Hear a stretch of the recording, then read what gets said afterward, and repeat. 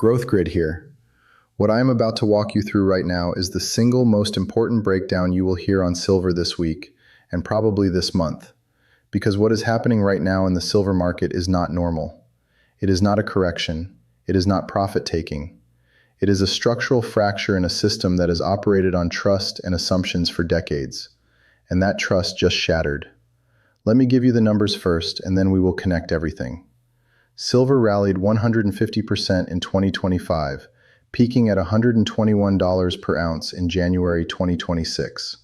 Then in just 2 weeks, the price crashed 46% to $64. Right now, as I am recording this, silver is sitting around $86 and climbing. A 150% rally, a 46% crash, and a recovery that is already underway.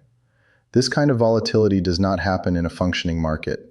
This happens when the market structure itself is breaking apart at the seams. And I am going to show you exactly where and why it is breaking. But before I go any further, let me be very clear about something. I am not here to sell you anything. I do not sell signals. I do not sell courses. I do not run paid memberships. I do not sell fear. And I do not sell hype. What I do here at Growth Grid is lay out the raw data, give you both sides of the picture, and let you make your own informed decisions. That is it. If anyone contacts you claiming to be me or claiming to represent Growth Grid, offering you some product or service, block them immediately. I am only on YouTube and on X. My handle on X is Growth Grid. That is the only way you know it is really me. And if you want real-time updates and to connect with others who are following this data closely, join our WhatsApp community. The link is in the description below. That is where we share breaking developments as they happen. No spam, no selling, just the community tracking this together. Now before we go deeper, I want to hear from you. Drop Growth Grid in the comments right now if you are watching this and finding value, and tell me where you are watching from. What country? What city? I want to know because this is a global story. Silver is moving in Shanghai. It is moving in Dubai. It is moving in London and New York and Mumbai. So tell me where you are watching from, and tell me what your gut is saying about silver right now. Are we going higher from $86, or do we see one more flush before the next leg up? Comment below. Let us see where this community stands. Now let me connect everything because this week's data tells a story that the mainstream financial media is either ignoring or does not understand. In a single week in January, 3,345 million ounces of physical silver were withdrawn from COMEX vaults. Let me say that again. 33,045 million ounces. That is not paper contracts being shuffled around. That is not some accounting adjustment. That is actual physical metal being pulled out of the vaults by institutions who demanded delivery. They said, "We do not want your paper contract.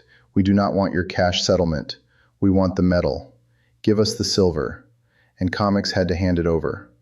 That 33.45 million ounces represents 26% of registered COMEX inventory disappearing in 7 days.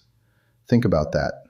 More than a quarter of all the silver that COMEX had registered for delivery walked out the door in 1 week. And this is the system that is supposed to set the global price of silver. This is the system that every mining company, every refiner, every jeweler, every industrial buyer references when they want to know what silver is worth. And in 1 week, a quarter of its inventory vanished. Now here's where it gets even more revealing.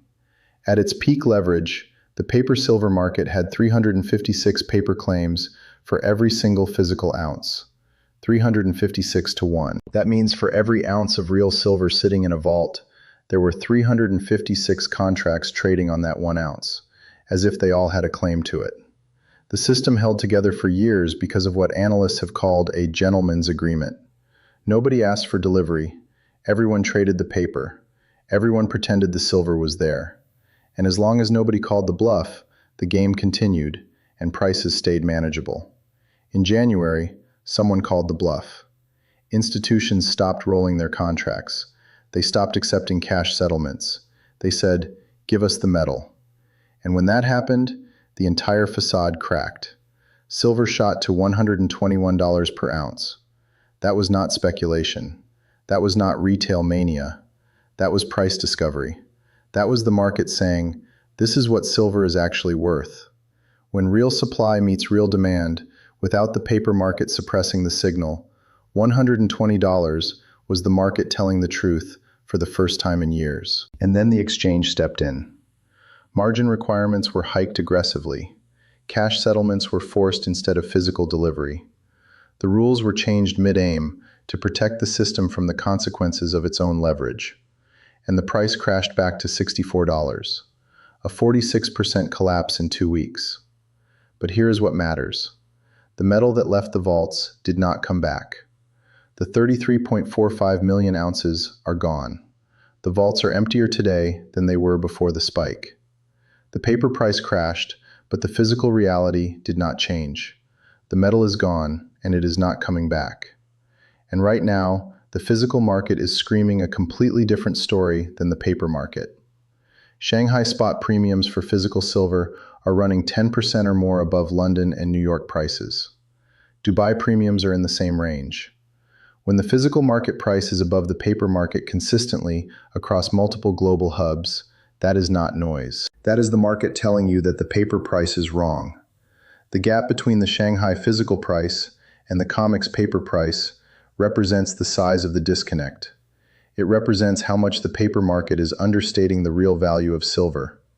On China's largest e-commerce platforms, physical silver bars have been selling at premiums that at their peak reached over 90% above COMEX prices. Let me say that differently. Chinese buyers were paying nearly double what the COMEX paper price said silver was worth. And they were not buying paper contracts. They were buying physical metal, bars, coins, real silver that they could hold in their hands. When the people actually buying and holding the metal are paying 90% more than what the futures market says it is worth, that tells you everything you need to know about which market is telling the truth. Now, let me give you the supply picture, because this is the part that makes the long-term setup so asymmetric, and it is the part that almost nobody in mainstream financial media talks about. Silver mine production has failed to keep pace with demand for 5 consecutive years. This is not a one-quarter blip. This is a structural deficit that has been compounding since 2021. The cumulative deficit over the past 5 years adds up to almost 800 million ounces. 800 million ounces of demand that was met not by new production, but by drawdowns from existing inventory, above-ground stockpiles, recycling, and vault reserves. You are watching those reserves drain in real time. The COMEX vault drain in January was part of that drawdown. The cupboard is getting bare. And here is why this cannot be fixed quickly. Even if silver prices double or triple from here, most silver is not mined as a primary product. Roughly 70 to 75% of all silver comes out of the ground as a byproduct of mining other metals, primarily copper, lead, and zinc. You cannot just decide to mine more silver. You have to mine more copper to get more silver. And there is a projected 5 million ton copper supply gap by 2030. The copper is not there, which means the silver is not coming out of the ground. Higher silver prices alone cannot solve this. You would need massive new copper mines, which take 10 to 15 years to permit and build. The supply response is a decade away at minimum. Meanwhile, demand is accelerating. Solar panels, electric vehicles, electronics, industrial applications that require silver and have no viable substitute at scale. JP Morgan has adjusted their models to reflect this reality. They now expect silver to trade at an average of $81 per ounce in 2026. That is more than double their previous baseline. When JP Morgan, the largest bullion bank in the world, the bank that has been accused of manipulating silver prices for years, adjusts their target to $81, that is not a bullish opinion. That is an institution acknowledging that the physical constraints are real and that the old pricing models are broken. Now I need to address what happened Friday because it matters for context. Silver prices pulled back over 4% toward $80 per ounce on Friday. The US dollar surged after the United States military announced its largest wave of strikes yet against Iranian targets, following the continued blockade of the Strait of Hormuz. Normally, geopolitical instability drives demand for precious metals. Silver and gold are supposed to be the safe haven trade. But what happened Friday was a liquidity event, not a fundamental event. The dollar strengthened sharply as investors scrambled for safety in the world's reserve currency. And when the dollar surges, it makes silver more expensive for international buyers, which suppresses demand in the short term. At the same time, market participants have effectively removed expectations for multiple interest rate cuts in 2026. Crude oil climbing above $100 per barrel because of the Strait of Hormuz situation threatens to keep inflation elevated. And if inflation stays elevated, the Federal Reserve cannot cut rates aggressively. Higher rates for longer makes non-yielding assets like silver and gold less attractive on paper compared to the dollar and treasury yields. That is the bearish argument. I want to be honest about it because both sides of this matter. But here is what that argument misses. The dollar strength is event-driven. It is tied to a specific military escalation that could de-escalate just as quickly as it escalated. If diplomacy works, if the Strait of Hormuz reopens, if oil pulls back below $100, then the dollar gives back those gains and the rate cut expectations reset. The fundamental case for silver, the supply deficit and the vault drain the physical premiums. None of that changes based on a single military operation. And actually, the Iran situation cuts both ways.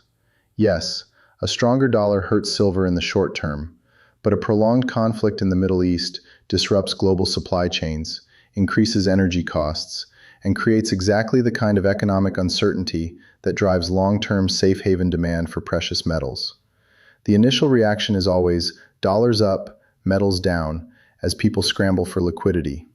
But the secondary reaction, the one that plays out over weeks and months, is metals up as the full implications of geopolitical instability sink in. We saw this pattern in 2020, we saw it in 2022, and we are likely seeing it again now. Now let me give you both scenarios for where silver goes from here, because I think this is binary, and the next few weeks will determine which path we are on. The bearish case first, because I always want to be honest about the risks. If the Iran situation escalates further, and the Strait of Hormuz remains blocked, oil stays above $100, inflation expectations rise, the Federal Reserve is forced to hold rates or even signal further tightening. The dollar continues to strengthen. International silver demand weakens because the metal becomes more expensive in every currency except the dollar. At the same time, if COMEX continues to force cash settlements and hike margins, over-leveraged long positions get liquidated, the paper price drops further. Silver could retest $70 or even $64 if we get another wave of forced selling. Bitcoin is also looking weak, and if risk assets sell off broadly, that liquidation pressure hits everything, including silver in the short term. Margin calls across asset classes force people to sell whatever they can to raise cash. In this scenario, paper overwhelms the physical for another few weeks. More pain before recovery. That is the bear case, and it is real. But here is the bullish case. The 3,345 million ounces that left COMEX vaults are not coming back. Registered inventory is at historically low levels. The 356-to-1 paper leverage ratio means the system is more fragile now than it was before January, not less. Every ounce that leaves the vault makes the next squeeze more intense, not less. Shanghai and Dubai premiums are still running 10% or more above Western paper prices. Physical buyers in Asia are not selling, they are holding and buying more. Chinese gold imports from Russia hit record highs recently. The Eastern physical market is absorbing metal at a pace that Western paper markets cannot suppress indefinitely. The supply deficit is not shrinking, it is growing. 5 consecutive years of demand exceeding production, almost 800 million cumulative ounces of deficit. Mine supply is structurally constrained by the copper bottleneck that cannot be fixed this decade. Solar demand alone is projected to consume an increasingly massive share of annual silver production. Industrial demand is not optional. You cannot build solar panels without silver. You cannot build EVs without silver. You cannot build 5G infrastructure without silver. This demand is growing regardless of what the paper price does. JP Morgan targets $81 average for 2026. Silver is at $86 right now, which is already above that average. If JP Morgan is right about $81 as an average, that implies prices will spend significant time above $81 as well as below it to create that average. And if the physical squeeze intensifies, if more institutions demand delivery, If COMEX vaults continue to drain, then JP Morgan's target could prove conservative. The margin hikes and rule changes in January were not a sign of strength. They were a sign of desperation. When an exchange has to change the rules to prevent delivery, that tells you the exchange does not have the metal to deliver. That is not bearish for silver. That is the most bullish signal imaginable. It means the physical market is winning, and the paper market is running out of ways to pretend otherwise. And here's the part that I think matters most for the people in this community who are long-term holders, who are stacking physical silver, who are not trading paper contracts on margin. Friday's 4% drop and the broader 46% crash from $121 to $64, these moves happened in the paper market. If you are holding physical silver, your silver did not lose 46% of its value. Your silver is still worth what the physical market says it is worth.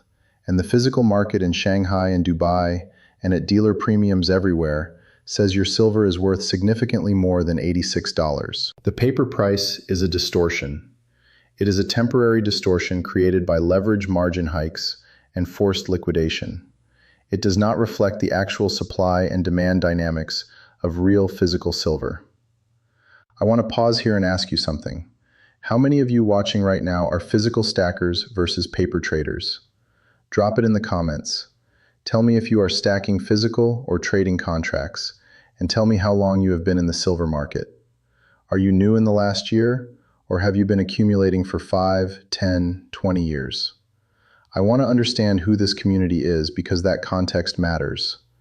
If you have been stacking for decades, you have seen these paper crashes before, and you know what comes after. If you are new and this is your first major volatility event, I want to make sure you have the full picture, not just the scary headlines. Now, let me bring this all together because there are 3 critical things I am watching right now, and these are the 3 things that will determine where silver goes over the next 2 to 4 weeks.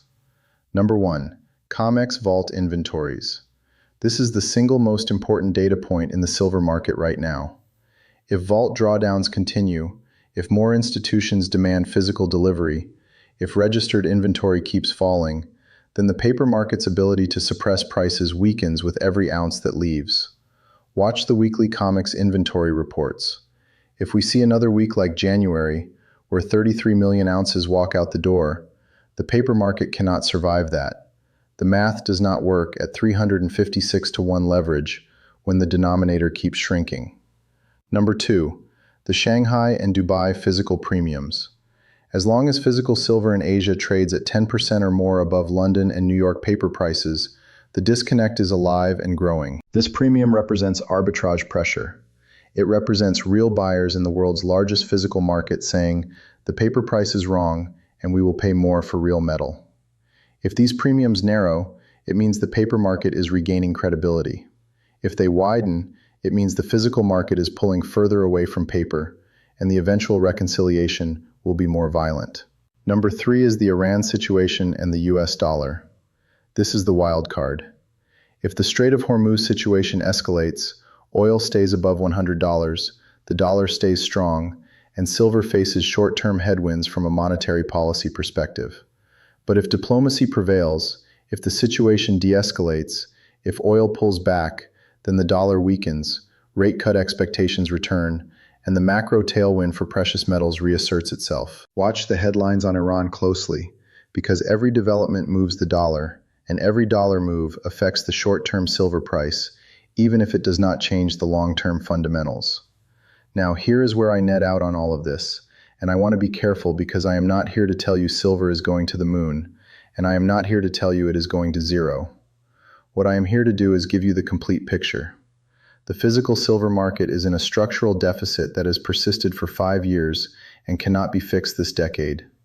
COMEX vaults lost 26% of registered inventory in a single week, and that metal has not returned. Physical premiums in Asia are running double digits above paper prices. The paper market's response to the squeeze was to change the rules, not to deliver the metal. JP Morgan, the largest bullion bank in the world, now targets $81 average for 2026, an acknowledgement that the old pricing paradigm is broken. On the other hand, the dollar is strong and could get stronger if Iran escalates. Rate cut expectations are fading. Margin hikes make it expensive to hold leveraged long positions. Another wave of forced liquidation is possible in the short term. Oil above $100 complicates the inflation picture and limits the Fed's ability to ease. Both of these realities are true simultaneously. The question is, which one overwhelms the other? And my view, which is just my view and not financial advice, is that physical reality always wins eventually. Paper markets can distort prices temporarily. They can hike margins. They can force cash settlements. They can change the rules. But they cannot create silver that does not exist. They cannot fill vaults that are draining. They cannot make 800 million ounces of cumulative deficit disappear. The timing is the hard part. Short term, anything can happen. Another dollar surge, another margin hike, another round of forced liquidation. If you are over-leveraged on paper contracts, these events will destroy you, regardless of whether the long-term thesis is right. That is why I always say I understand your time frame. Are you trading the hourly chart or investing on a yearly thesis? Because trade and investment are two completely different things, and they require two completely different approaches. If you are stacking physical silver, if you are buying real metal and holding it for the long term, then short-term paper price crashes are noise. They are opportunities to accumulate more at artificially suppressed prices. Many people in this community have been doing exactly that for years and decades. They understand that the paper price and the real value of silver are two different things, and they use the disconnect to their advantage. If you are new here and you are trying to figure out what to do, my only advice is this. Have a plan before you enter any position. Know your time frame. Know how much you can afford to lose. Do not use leverage you do not understand. Do not follow anyone blindly, including me. Use your brain. Do your own research. Read the data yourself. I am showing you where to find it. COMEX vault reports, Shanghai premiums, physical dealer inventory, mint availability. Read it yourself and form your own conclusions. About 70% of you watching right now are not subscribed. If this kind of unfiltered analysis is helping you see the full picture, if it is cutting through the noise and giving you clarity on what is actually happening in the silver market, then hit subscribe. That is how we grow this community. That is how we make sure this content reaches more people who need to see it. And join the WhatsApp community. The link is in the description. That is where we share real-time updates, breaking data, and connect with each other between videos. Follow us on X at GrowthGrid for quick takes and breaking developments throughout the day. I do not chase vanity metrics. I do not care about empty numbers. I care about building a community of informed, independent thinkers who want the truth about what is happening in these markets. If that is you, then you are in the right place. If there are no hard feelings, the next few weeks are going to be volatile. The Iran situation is fluid. The dollar is moving. COMEX inventories are at critical levels. Physical premiums are at extremes. Something has to give. Either the paper market reasserts control through more margin hikes, more rule changes, and more forced liquidation, or the physical market finally overwhelms the paper structure, and we see price discovery that reflects actual supply and demand. I do not know which one happens first. Nobody does. Anyone who tells you they know exactly what silver will do next week is either lying to you or selling you something. What I can do is show you the data, lay out both scenarios, and help you understand the forces at play so you can make your own informed decisions. Watch COMEX vaults, watch Shanghai premiums, watch the dollar, watch Iran. These are the four variables that will determine whether silver retests $64 or breaks back above $100 in the coming weeks. One last thing. I have been reading your comments and messages, and I am genuinely grateful for this community. So many of you have reached out saying this content helped you understand what was happening during the crash, that it gave you clarity when everything else was just noise and panic. That means more to me than any metric. Keep commenting. Keep sharing your perspective. Keep telling me where you are watching from and what you are seeing in your local markets, because this is a global story and your local perspective matters. If you are in India and you are seeing premiums at your local dealer, tell us. If you are in the UK and your dealer shut down sales, tell us. If you are in Australia or Canada or South Africa or anywhere else and you are seeing things on the ground that the data does not capture, yet tell us. That is how we build a picture that is more complete than anything you will find on mainstream financial media. Stay sharp, watch the data, do your own due diligence, understand the risks, be accountable for your own decisions, have a clear plan and know your timeframes. If you are over-leveraged, fix that before the next volatility event, not during it. And if you are positioned appropriately, if you understand what is happening and you have conviction in your thesis, then the next few weeks are going to be very, very interesting.